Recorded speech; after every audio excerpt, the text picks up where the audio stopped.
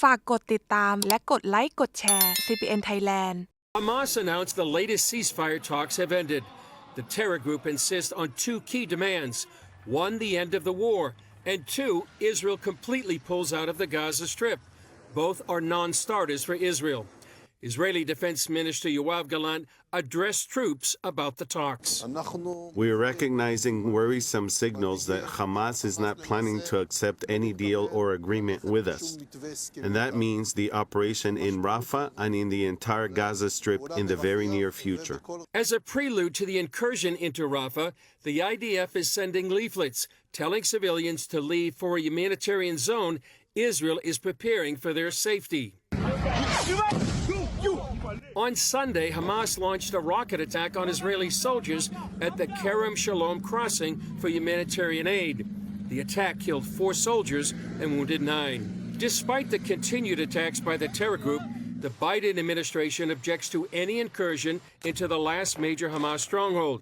And Axios is reporting that the U.S. stopped a shipment of ammunition. Israel also closed the Qatar-based Al Jazeera News Bureau, calling it a Hamas mouthpiece that undermines the nation's security. At the annual commemoration for the Holocaust Sunday night, Prime Minister Benjamin Netanyahu compared Israel's current struggle to the Holocaust. Today, we again confront enemies bent on our destruction. I say to the leaders of the world, no amount of pressure, no decision by any international forum will stop Israel from defending itself. Israel stands at a defining moment in its history, and Netanyahu pledged, if necessary, the Jewish state will stand alone.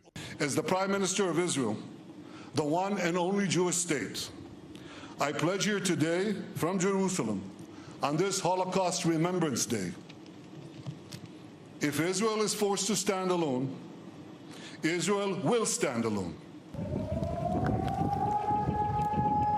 On Monday morning, a siren sounded throughout the country. Traffic stopped and Israelis stood in silence to remember the 6 million who died in the Holocaust.